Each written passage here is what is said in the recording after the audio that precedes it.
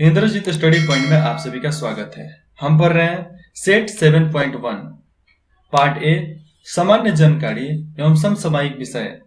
अगर आपने लाइक और सब्सक्राइब नहीं किया हो जरूर करना और मैं आशा करता हूं कि आप अपने दोस्तों में तो शेयर जरूर करोगे। तो चलिए बिना समय गंवाए शुरू करते हैं। क्वेश्चन नंबर 1, निम्नलिखित में से कौन सी गैस विकसित होती है जब इथेनॉल सोडियम के साथ प्रक्रिया करता है? कौन सा गैस बनता है जब इथेनॉल और सोडियम दोनों मिलते हैं तो कौन सा गैस बनता है? तो इथेनॉल और सोडियम मिलने के बाद हाइड्रोजन बनता है। Answer C. Question number 2, dash की अधिक मात्रा की वजह से चॉकलेट सेहत के लिए हानिकारक है। लेड, निकेल, कोबाल्ट या जिंक।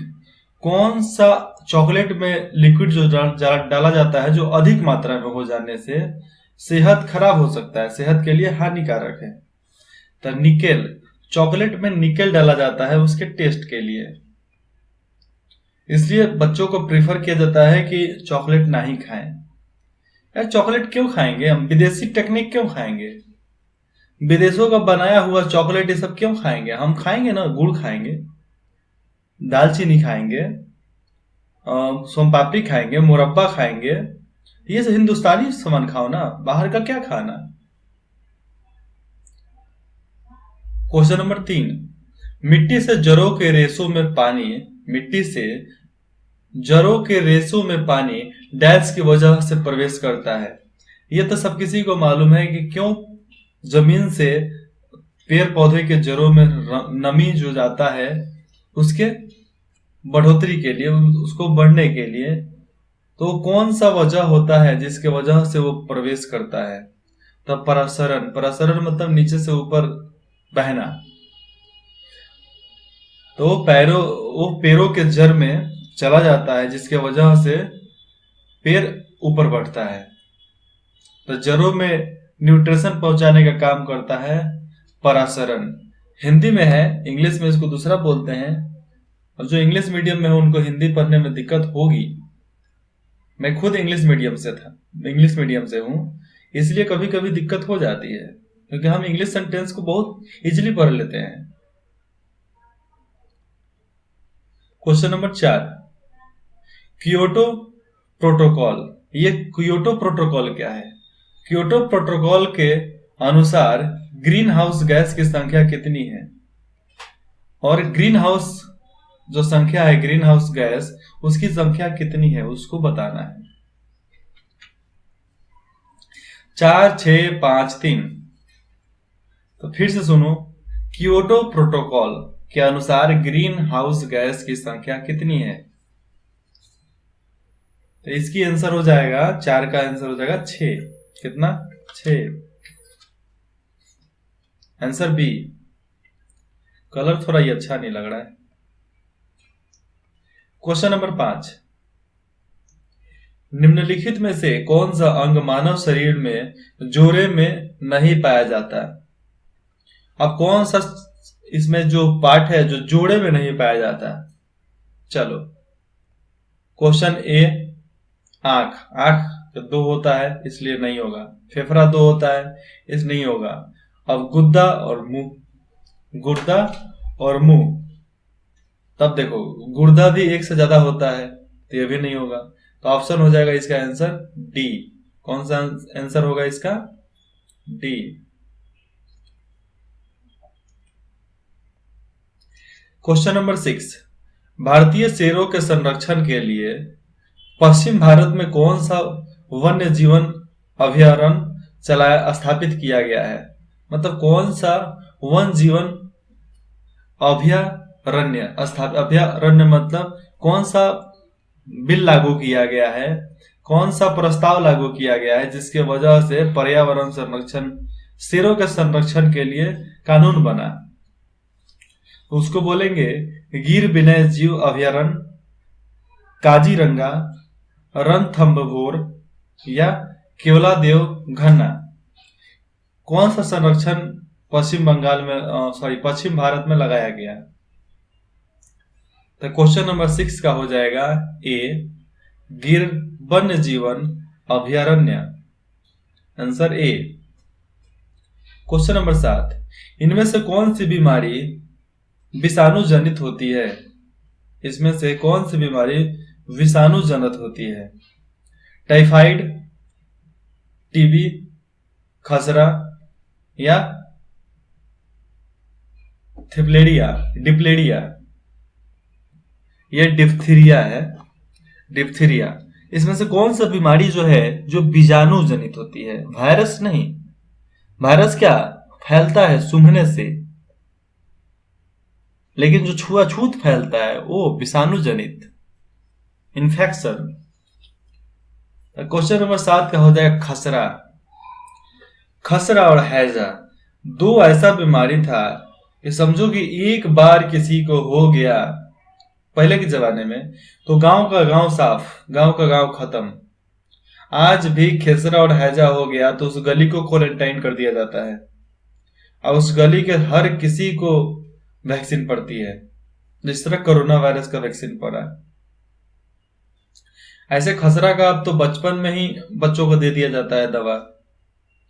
कौन सी ग्रंथि केवल यौवन तक सक्रिय रहती है और कौन सी ग्रंथि है जो केवल यौवन तक सक्रिय रहती है? 8 नंबर का आंसर हो जाएगा थाइमस। सुंदरता, जब तक जवान रहोगे तब तक थाइमस रहेगा। क्वेश्चन नंबर 9, ऑक्सीजन के एक अणु में ऑक्सीजन के कितने परमाणु होते हैं? ये तो सब किसी को पता है कि ऑक्सीजन के एक परमाणु में कितने होते हैं। ऑप्शन है इसका 2 ऑक्सीजन 1 हाइड्रोजन इक्वल टू पानी बनता है ना, तो ऑक्सीजन में 2 होते हैं। अभी भी लिखते हैं H2O, हाइड्रोजन 2 पानी 1, वो गैस का होता है, लेकिन ऑक्सीजन जब होगा तो ऑक्सीजन 2 हाइड्रोजन 1। किस खेल में बाएं हाथ से खेलने की अनुमति नहीं है? कौन सा खेल है जो बाएं हाथ से खेलने की अनुमति नहीं है? पोलो बाएं हाथ से नहीं खेल सकते। क्वेश्चन नंबर 11, आकाश नीला क्यों दिखाई देता है? आकाश नीला क्यों दिखाई देता है? नीले रंग को छोड़कर श्वेत प्रकाश के सभी रंग हवा में साथ मिले रहते हैं? नहीं, यह भी गलत है। सभी रंग का प्रकाश सही अनुपात में है? गलत है। श्वेत प्रकाश में नीले रंग की तरंग धैर्य अपेक्षाकृत निम्न होती है। यस, ये सही होगा। आंसर होगा इसका सी। 11 का आंसर सी। 12, अम्लीय विलयन में फिनोफेथलिन का रंग कैसा होता है? फिनोफेथलिन का रंग कैसा होता है किसमें? अम्लीय विलयन में। अगर मिलाते हैं किसी चीज को तो फिनोफेथलिन का रंग कैसा होता है? जैसे गोंद का रंग हरा हो सकता है, हरा होता है ना, व्हाइट होता है, पीला होता है, तो वही है। फिनोथेलियन का रंग कैसा होता है? तो फिनोथेलियन का रंग होता है 12 का आंसर हो जाएगा रंगहीन। उसका कोई रंग ही नहीं होता है, एकदम उजला होता है। क्या होता है? एकदम उजला होता है। क्वेश्चन नंबर 13, निम्नलिखित में से किस स्थिति में जल के वाष्पीकरण में वृद्धि होगी?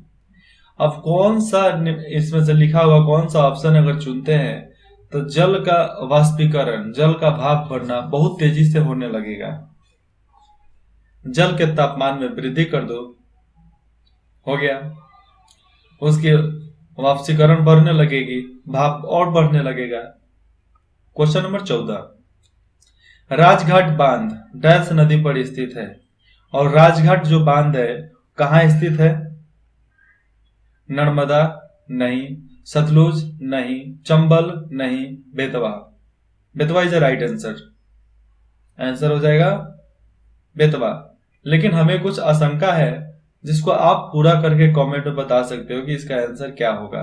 ओके, ऐसे मेरे ख्याल से बेतवा होगा, लेकिन आपको अपने से भी मालूम करना है। नोट डाउन कर लो कॉपी में, उसके बाद से इसको सर्च करना गूगल पे। तो बताने के लिए मैं भी बता सकता हूँ, लेकिन आप लोग क्या करोगे, कुछ तो करना पड़ेगा ना। अगर आप लोगों को पीडीएफ चाहिए तो डिस्क्रिप्शन के दिए गए नंबर पे आप कॉल कर सकते हैं, आप व्हाट्सएप मैसेज कर दो, सेंड कर दो, आपको पूरे लिस्ट भी भेजा जा सकता है। जितना बोलोगे उतना आपके पास चला जाएगा लिस्ट। क्वेश्चन नंबर 15, संपर्क में आने वाली दो सतहों के बीच डैश की उपस्थिति संघर्षण का कारण बनती है। फिर से बताऊं, संपर्क में आने वाली दो सतहों के बीच डैश की उपस्थिति घर्षण का कारण होता है। अब देखो, चुंबक को एक इधर रखो, एक इधर रखो, दोनों को पास में ले जाओ तो चट से ना सट जाएगा, सटता है ना। तो उस घर्षण को क्या बोलते हैं, वो घर्षण क्या, कौन सा कारण बनाती है? उसका घर्षण कौन सा, बाधाओं, अवरोधों, कर्षणों या अनियमितताओं? तो ऑप्शन इसका होगा ए, अनियमितताओं। Answer A. Okay, question number 16, Kanishka किस वंश के संबंधित थे? कनिष्क किस वंश से संबंधित थे? मौर्य वंश, कुषाण वंश, चोल वंश या पल्लव वंश? मौर्य वंश से तो नहीं हो सकते, चोल वंश से भी नहीं हो सकते, चोल वंश से नहीं हो सकते, और पल्लव का तो चांस ही नहीं है, तो होगा कुषाण वंश। 17, विद्युत कार्य की दर अथवा विद्युत ऊर्जा व्यय होने की दर को डैश कहा जाता है? क्या कहता है, कार्य, धारा, शक्ति या विभवांतरण? कौन सा इसका आंसर हो जाएगा? 17 का आंसर हो जाएगा सी, शक्ति, क्योंकि ऊर्जा ही शक्ति का स्रोत है, तो ऑप्शन शक्ति। 18, पौधे के किस भाग से हमें कॉफी मिलती है? अगर पौधे के कौन सा भाग होता है जिससे हमें कॉफी मिलता है? छाल से गलत, जड़ से गलत, पत्ती से गलत, फली से सही। 18 का आंसर हो जाएगा डी, क्योंकि उसके फूल से ही हमें कॉफी मिलता है, उसके फल से ही कॉफी मिलता है। 19, भारतीय क्रिकेट टीम का पहला विदेशी कोच किसे नियुक्त किया गया था? और भारतीय क्रिकेट टीम का पहला कोच किसे नियुक्त किया गया था? ये तो हर किसी को मालूम है, गौरी कस्टर्न। Answer D. अरे गलत है ये, गौरी कस्टर्न गलत है। आंसर हो जाएगा कौन सा? सोचो, तब तक मैं बताता हूं, तब तक इसको मिटा दूं। आंसर होगा John Wright, John Wright. Answer B, answer B, John Wright. भारतीय क्रिकेट टीम का पहला कोच जॉन राइट को बनाया गया था।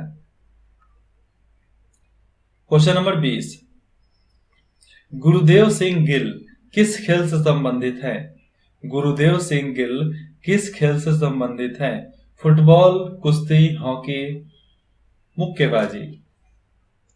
तो 20 का आंसर हो जाएगा नो हॉकी, नो मुक्केबाजी, नो कुश्ती, ये फुटबॉल है। गुरुदेव सिंह गिल फुटबॉल खेलते हैं। क्वेश्चन 21, डैश को संविधान सभा द्वारा भारतीय संविधान को अंगीकृत और अधिनियमित किया गया है? किस तारीख को संविधान सभा द्वारा भारतीय संविधान को अंगीकृत और अधिनियमित किया गया है? 26 नवंबर 1949, 9 दिसंबर 1946, 26 जनवरी 1946 या 26 जनवरी 1950? क्वेश्चन को फिर से समझो, क्वेश्चन बोलना क्या चाहता है, नहीं समझे ना? क्वेश्चन को मैं समझाता हूं। मतलब कौन सा दिन था जिसके उस दिन से संविधान लिखना चालू हुआ, संविधान के लिए संविधान तो पहले से ही सोचा जाता था, लेकिन लिखाई चालू हो गया 26 नवंबर 1949। नहीं रे बाबा, 26 नवंबर 1950 को ये कंप्लीट हो गया था। अब संविधान रेडी, लेकिन उसके बाद से कुछ थोड़ा और विशेषताएं थी जो इसके बाद पूरा हुआ, और 26 जनवरी 1950 को हिंदुस्तान में संविधान गणतंत्र लागू कर दिया गया। तो इसका आंसर हो जाएगा 26 नवंबर 1949। 26 नवंबर 1949 को संविधान सभा द्वारा भारतीय संविधान को अंगीकृत और अधिनियमित किया गया था। ले भाई, अब टंच हो गया, पूरा हो गया। ऐसा भारत का सबसे पूर्व राज्य कौन सा है? भारत का सबसे पहला राज्य कौन सा है? ऑप्शन इसको बताइए। मणिपुर, मिजोरम, अरुणाचल प्रदेश या असम। कौन सा राज्य है जो भारत का सबसे पहला राज्य है? ऑप्शन है अरुणाचल प्रदेश। क्वेश्चन नंबर 23, करो या मरो का नारा निम्न में से किस आंदोलन से संबंधित है? स्वदेशी? नो, स्वदेशी से नहीं हो सकता। स्वदेशी के बात तो करते करते अंग्रेज तुम भारत छोड़ो, सब चीज हमारा, बाहर का कुछ नहीं। अविनय अवज्ञा आंदोलन नहीं। भारत छोड़ो आंदोलन और असहयोग आंदोलन। असहयोग आंदोलन 1919 के करीब में चलाया गया था, इसलिए ये नहीं हो सकता। ऑप्शन होगा भारत छोड़ो मिशन 23। ऑप्शन हो जाएगा भारत छोड़ो आंदोलन में ही करो या मरो का नारा गांधी जी द्वारा संबोधित किया गया था। कैलिफोर्निया नहीं, क्या है? क्लोरोफॉर्म। क्लोरोफॉर्म का अनुसूत्र क्या है? क्लोरोफॉर्म का स्ट्रक्चर सूत्र क्या है? अनुसूत्र CHCl3, C2H6 या CCl4 या CH4। तो 24 का आंसर होगा CHCl3। क्लोरोफॉर्म को बोलते हैं CHCl, कार्बोहाइड्रेट कैल्शियम क्लोराइड। अरे नहीं बाबा, इतना अच्छी टेंशन का नहीं लेने का, सिर्फ याद रखने का CHCl3। फुल फॉर्म के चक्कर में रहते रह जाओगे, शॉर्ट याद करो। ऑब्जेक्टिव मतलब क्या? पूरा चीज दिमाग में रहना चाहिए। मेरे पापा जी बोलते हैं कि कहीं से एग्जाम में जाओगे तो पूरा बुक रट के जाओ। पूछेगा कहां से? साला पूछेगा तू कहां से? जहां से पूछेगा वहां से जवाब देंगे। अब ऐसा तो है नहीं कि बुक और दुनिया से बाहर का पूछ देवे, लेकिन बाहर का भी क्वेश्चन पूछ देता है कभी कभी।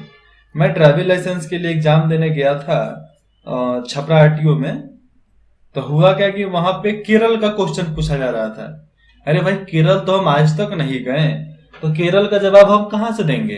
केरल का ट्रैफिक का हमको क्या पता? बिहार का ट्रैफिक का पूछना, बिहार के ट्रैफिक का मैं बताता हूं। लेकिन 6 ही आंसर देना था, लेकिन मैंने 7-8 दिया था। 2 केरल का था तो हमको नहीं समझ में आया था, छोड़ दिए। क्वेश्चन नंबर 25, भारतीय संविधान के किस अनुच्छेद के तहत राष्ट्रपति किसी राज्य की संवैधानिक प्रणाली के विफल होने की दशा में उस राज्य का शासन संभाल सकता है? मतलब राष्ट्रपति, अगर समझ लो किसी राज्य में मुख्यमंत्री मर गए और विधायक सब गिर गया और शासन टूट गया, मुख्यमंत्री को इस्तीफा देना पड़ा, तो उस समय उस राज्य का संचालन किसके द्वारा होता है? वो कौन सा अनुच्छेद है? फिर से बोलूं, भारतीय संविधान के किस अनुच्छेद के तहत राष्ट्रपति किसी राज्य की संवैधानिक प्रणाली के विफल होने की दशा में उस राज्य का शासन संभाल सकता है? अगर किसी का CM मर गया तो कौन सा अनुच्छेद है जिससे राष्ट्रपति को मिलता है कि नहीं भाई अब आप कर सकते हो? अनुच्छेद 356। अनुच्छेद 356 ही बोलता है कि राष्ट्रपति अब यहाँ का शासन चला सकते हैं। राष्ट्रपति यहाँ का शासन अब चला सकते हैं। नहीं पता था, लेकिन अब पता चल गया ना। चलिए, पर डे क्वेश्चन का 25 क्वेश्चन हो चुका है। फिर मिलते हैं अगले पार्ट में सेट 7.2 के साथ। तब तक इंद्रजीत स्टडी पॉइंट में जुड़ने के लिए आप सभी का इंद्रजीत स्टडी पॉइंट के टीम और हमारे तरफ से बहुत बहुत धन्यवाद।